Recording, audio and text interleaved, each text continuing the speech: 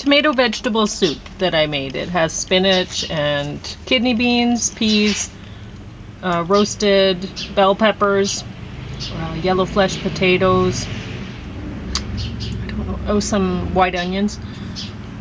I can't remember. Maybe that's it. Anyway, cake, truffle, raspberry, nasturtium. And I'm going to talk about the Alienist.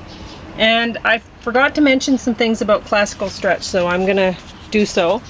And it looks like James is going to talk about Rigobert Menchú. Yeah. So I haven't finished it yet. An Indian woman in Guatemala, and it's just a preliminary report. So trying to knock the rain off the leaves. Yeah, we got a lot of it yesterday. It was much appreciated. Maybe fairly much needed. So, what I was going to say before I forget about the classical stretch, she mentioned something in there. At the beginning, she's talking about, she's explaining why you're getting back pain, basically, and then like what causes the spasms and all sorts of stuff. And then she says this happens between the ages of 35 and 65, and then after 65 it stops. And I'll explain why later. And I don't know, maybe I fell asleep or I just missed it somehow, but I didn't hear why at 65 it stops. I don't know, but so I'm gonna have to watch this again, which will be a pleasure because it's she does a good job stretching. But I just realized that anyway. So, but I mean, you're probably, if you're over 65 and you're like, what, back pain stops at 65? No, I mean, James has back pain. So I don't know. You've got to be careful. I mean, it sounds as though she's maybe got a formula for certain types of back pain. Certain times, maybe, yeah. But every person's back is different from what I've been able to tell. And the sort of stuff that she'd be doing, probably, if I was careless about it, would put me in a wheelchair for the rest of my life. So you got to. Yeah, you have to trust your own, know yourself, and maybe talk to your doctor about something like that before you start. I don't know. Even though I don't think she has any warnings on this about that. She does. Consult your physician. Exercise program. Okay, so she does have a little consult your physician. So anyway, my experience with physicians is they're not going to be much more informed than you are. Yeah, it's best to trust yourself. I mean, there's a few times in that little stretch program that she says, okay, this is going to hurt a little bit, but the pain should go away within 3 seconds. And what James was finding when he was doing his, like, he was in rough shape by the time the doctors figured out that he had multiple myeloma cancer. Almost 9 years. And so, I mean, I should have filmed him doing his stretching in bed and stuff, because it wasn't stretching, it was exercise. Everything was exercise, none of it was stretching. Okay. Yeah. But it was very lightweight then, like you couldn't do very much. So I was just doing leg lifts and arm lifts and stuff like that. Now, as it happens, I can see why Pauline thought it was stretching, because it kind of helped maintain, now that I think about it, a certain degree of flexibility or range of movement is, I think, what they call. So, like I shouldn't have corrected you so fast, but I can see why you thought that. Yeah, and it did help with that. Yeah. But it was mainly just using my body. I couldn't have used weights, but using my body. So I do leg lifts like this one. I don't know if I had the strength to do 2 at a time with lots of reps. That's when I was confined to bed. Before I was, and was basically confined to house, it's almost like house arrest. I'd walk around the house again and again and again. This is why, to a large extent, why one doctor said to me after the whole process of me deteriorating was through, with 8 months of being the last stage in the average person, last 6 months before they die. 8 months of me deteriorating. One doctor said to me, I've never seen so much damage with so few complications. But he would have understood, not like me, because I knew it to the bone. The complications. There are complications, and there are lots of them. I got 5 fractured vertebrae, lost an inch of height, count them, inch of height. I don't exaggerate when it comes to numbers. Every so occasionally I might make a mistake. This one I know again, to the bone. I lost an inch of, 5 inches of height, an inch of height for each fractured vertebra. And so I used to be 5'9", now I'm 5'4". Thankfully not sinking fast. One of the main reasons why my bones were breaking down from within, but I was kind of keeping them stronger just by doing this bare minimum of physical activity. So when I was confined to bed, aside from not crawling, but figuratively crawling to the washroom, I do these kind of leg lifts, arm lifts, and stuff like that. So it was, I couldn't do anything more challenging. Every time I turned over in bed, and I couldn't lie on my back because that would just be permanent back spasm. So, but every time I temporarily was on my back while I was rolling over in bed, I was lucky if I had one back spasm. It was, I didn't know how to shut off the back spasms. What you do is you kind of breathe deeply and keep your chin in, and that's no guarantee that that's going to stop them, but that'll help you control them in case you're having trouble with back spasms. No, again, no guarantee about that. Consult your physician if you're having trouble with back spasms. I'm not all I am is an expert in your back suffering. Yeah. Anyway. I'm not an expert in healing things or whatever. As Pauline says, I'm an expert on my back. She's an expert on her back. I'm not an expert on my back. I have tried a lot of things, and the main thing that I have tried that helps, hiking. You got to keep doing it. You work your way up. James, like we were talking about physiotherapists in when I last talked about the Classical Stretch DVD. And well, James was in emergency, which I had to pay. I got the bill sent to me because James was at my house when he was having back spasms and needed me to call the ambulance. So I get the bill because it came to my house. So that was nice. So I'm never going to phone the ambulance for anybody again. If there's somebody dying in the alley, so too bad for you. I'm sorry. But I can't afford to be paying an ambulance. That was a good learning experience. I would have phoned the ambulance for anybody before. But, so that's just the system we live in, you know? And now you're sitting there thinking, wow, what a jerk. Well, we're eating food bank food for the most part, so anyway, so talking about physiotherapists, we go to emergency. They said, one of the doctors said that they were wheeling him out to get a CT scan. And even if they'd just gotten x-rays, they would have seen. But anyway, so they say that they're wheeling him out so to get this done.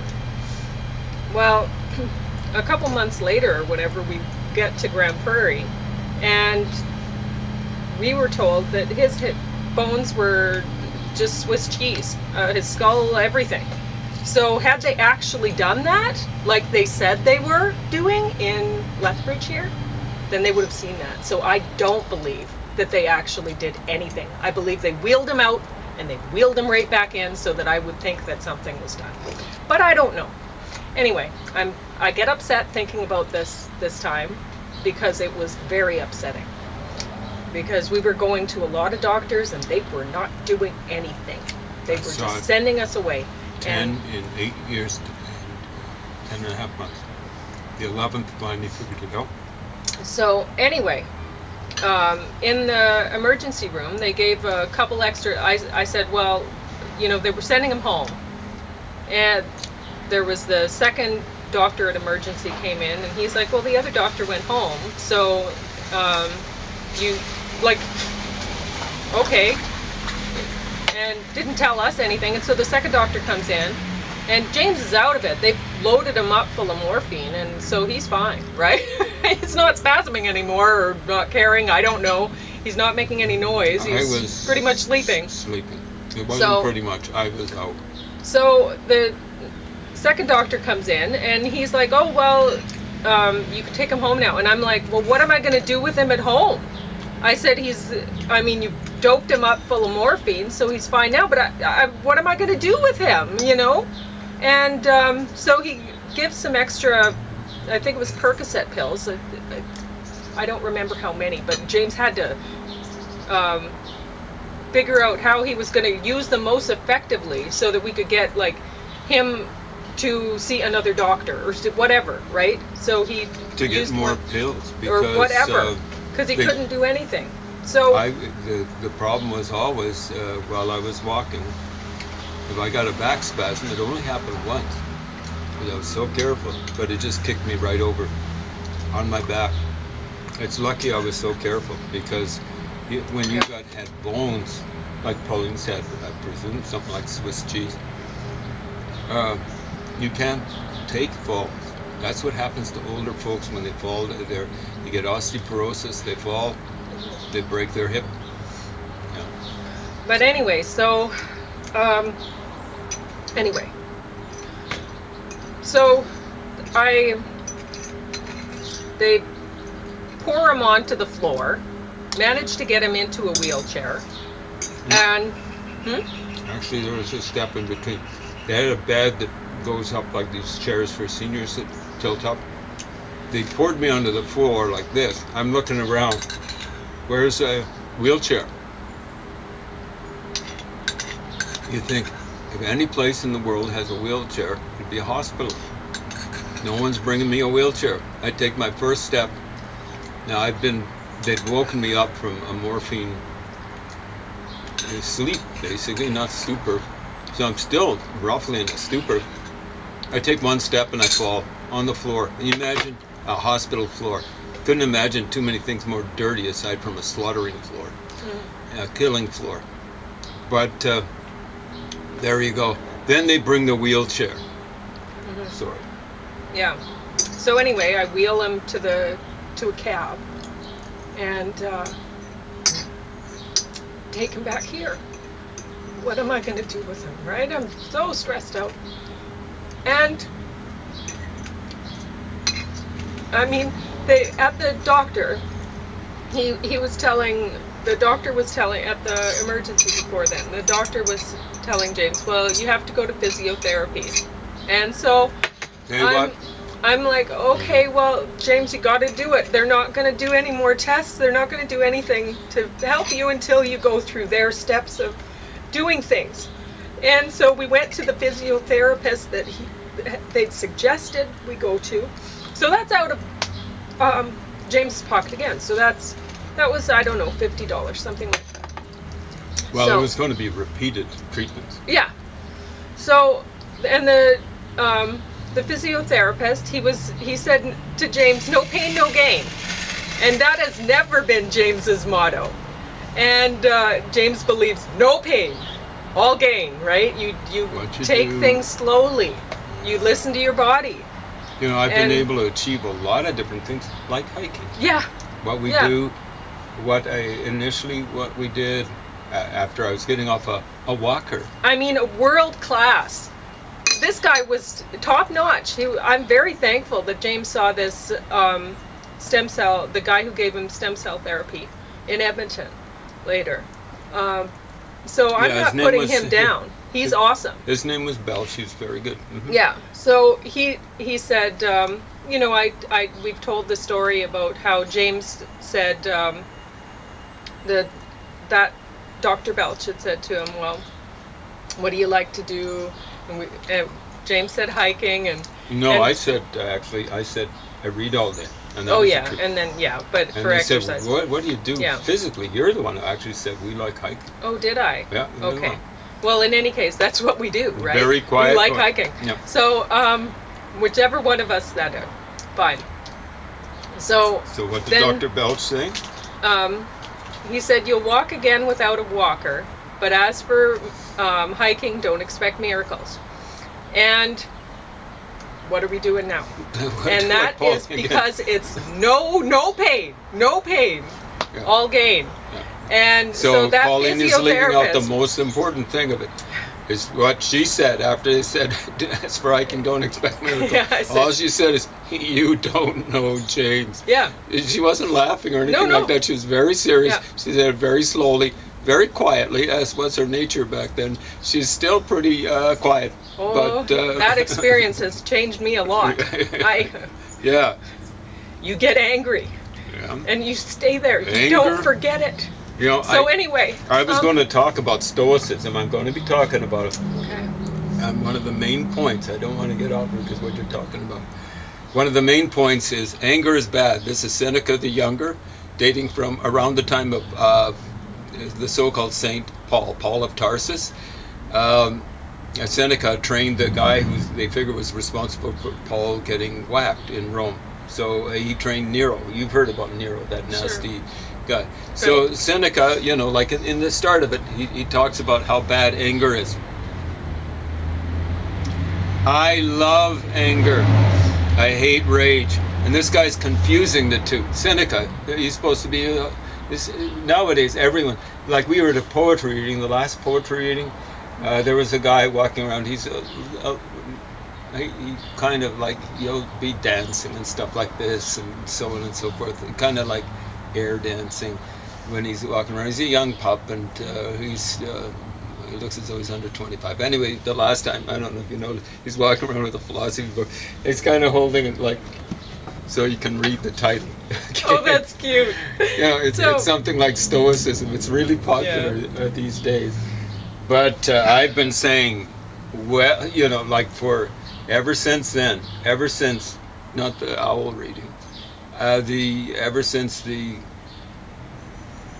my encounters of the worst kind, close encounters of the worst kind with a variety of different doctors. Anger is valuable. Rage isn't. Same sort of thing with the doctors didn't want me experiencing pain. Yeah. Pain is valuable. Agony isn't. You don't want to experience agony. That's pain that you can't do anything to listen about. To your body. Pain is a message to you. Agony is just screaming. Same sort of thing with anger. Anger, it's a little bit different. But if you feel anger, you'd better act on it. So anyway, the next time when we went to the physiotherapist that had been recommended by a doctor at emergency, when we went there, we went to that physiotherapist company or whatever, and it was a company. It was at least two of them. The guy said, like, he was getting James to do these things, and James was groaning, right? And the guy was like, no pain, no gain. What an idiot. So then he told James after the session, he told James, next time take the painkillers before you come so that we can get more done. Pain is valuable. If he had taken those painkillers, I hate to think what would have happened to his body. Okay. Because honestly, I don't know if those 5 fractured vertebrae are due to that guy's health. Hello, Blue Jay. Hey, beauty guy or gal. You look all fluffy. Yeah, Was it a tough night with all the thunderstorm? Yeah. I put peanuts there for you, though. There's one there for you. There we went. go. Yeah. Maybe he understands I English. think they do. Honestly, they're so smart. They seem very smart. I love their mohawks when they get kind of excited. Yeah. The mohawks kind of ripple and all that Very sort of cute. stuff. I suspect you could read their body blue jay, you know, from the But ripples. anyway, from what I saw of this, and I mean, I thought I saw the whole thing, but I might have slipped off for a minute because I didn't see her explaining the over 65 thing, which it just occurred to me, wait a minute, I didn't hear that, you know. And anyway, so from what I saw, that looks like a good program. Looks like some good stretches she's suggesting people do. And I mean, it's just keeping the muscles loose. It's not trying to work them. Yeah. Actually, I did want to finish up. I'm not going to mention the physiotherapist's first name, Yeah. but I am going to say it means gift in Hebrew. Look that one up. And Pauline didn't know, she wasn't there. The guy had it curtained off. He was actually manipulating me. No, I know that. Oh yeah. So Yeah. it wasn't just having me move around. It was Yeah. basically him was just pushing on it and really stuff, pressing down. What he would have done is at the very least broken ribs. Probably, as Pauline says, he might be responsible for some of the damage, if not all of it, to Yeah. my back. Mm-hmm. And yeah, he was saying next session, take a painkiller. Yeah. And I was going, I think he was recommending something like an opioid. Well, yeah, we told him about the doctor had given the Percocet pills or And it whatever wasn't it enough was, for right? Guy. And so that's what he wanted, He wanted something James stronger to take than that. before he came. Yeah. So anyway, What a guy. So he's very, very, very lucky that he didn't get hold of me and put me in a honestly, wheelchair. we I didn't should go be back. living in a freaking castle after what the medical system did. It's to me seriously and to abusive. Pauline. Anyway. Total abuse. So I was going to talk about The Alienist, just to change the subject, because I definitely don't want to think about that part of our life anymore. So, The Alienist. This was a series, and I can't see what date, 2019. And I fell asleep during the third episode 3 times, so I had to watch it 3 times. The third episode, the final episode, sorry. The final episode, repeatedly, just to get it. I'd wake up and I'd be like, I thought I just missed a minute, but somehow, like, I didn't understand what was going on with the story or whatever. So I finally got it, and I think my body was wanting me to sleep through it just to spare me that the last episode wasn't nearly as good as the rest of them. But it's an interesting series. It's about a man who studies, well, I guess today he would be a psychologist or a psychiatrist, maybe. They call him the alienist, though, Yeah, right back then. But he studied people with mental illnesses. And so there's a murderer who's murdering young boys in the city. And Now, this is New York City. Yeah. Right? and this is back in 1890 or something, I think. They call Around it there? I was reading the back there. Oh, okay. Something like the Gilded Era. I think that was the 1890s. We often call it the gay 90s. I mean, that's the 1990s. Those were kind of a period of recession and stuff like that. Yeah. So anyway, they did a great job.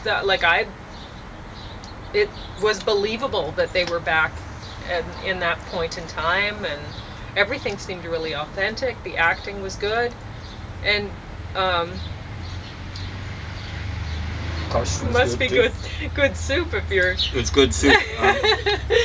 Pauline cleaned off the tip and all that sort of Well, stuff. I didn't today. The rain cleaned it off because it put a bunch of petals there. I Yeah, they were- did it yesterday afternoon or whenever we had the dinner. Anyway, Yeah, it's good soup. So Yeah. that's Pauline figured it out. it's a bit creepy because who wants to watch a show about young boys being killed, right? Serial killer, yeah. Yeah, it's a bit harsh. The topic's pretty heavy. Now it's So- based on a novel. It's not really a mockumentary, right? Well, I don't know if it's based on a novel or what, but it wouldn't be real. I can't imagine it would be. Anyway, Well, there are all sorts of serial killers. go back in history.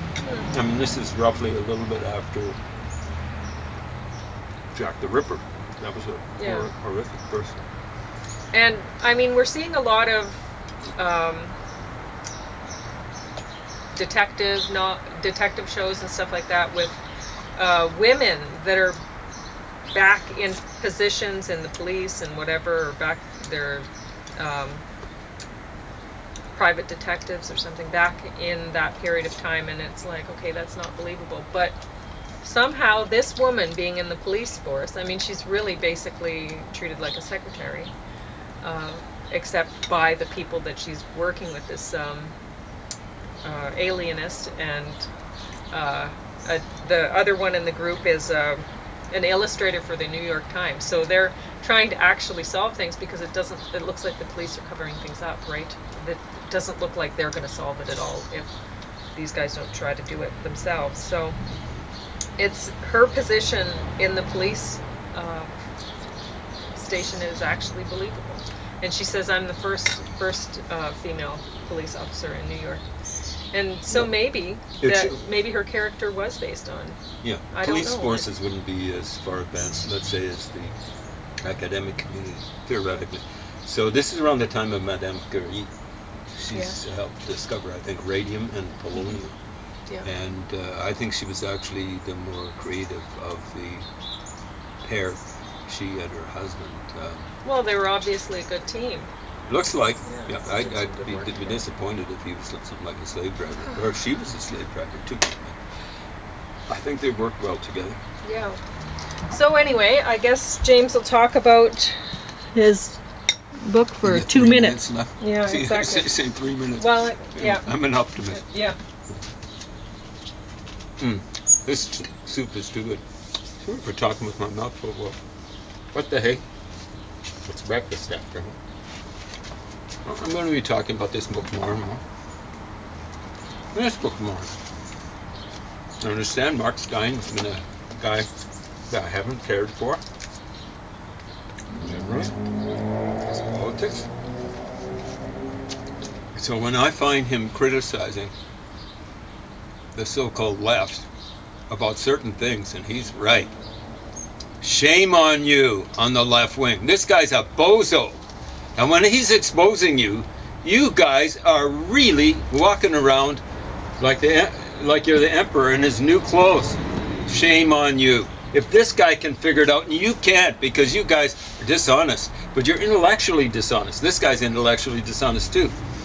So Donald Trump is unintellectually dishonest. He knows he's lying, and he lies. Guys like this, guys like frankly, the vast majority of you left-wingers out there, there's some wonderful exceptions, are intellectually dishonest. So Mark Stein says this is a fake book taught by universities. I picked this one up. I didn't pay money for it. I picked it up for free in a place where the university professors leave books that they no longer have use for. Maybe they figured out it's a fake book. I doubt it. At any rate, I, Rigoberto Menchú. So here's one thing I've noticed. This is supposed to be her dictating stuff to a woman called Elizabeth Burgos de Bray or something like that. And so this is the words, theoretically, translated in English, of Rigoberto Menchú. Maybe translated in Spanish and then in English. And she says, we have, is Quiche Maya. We have no word for enemy. So I presume in the original Spanish, it's enemigo.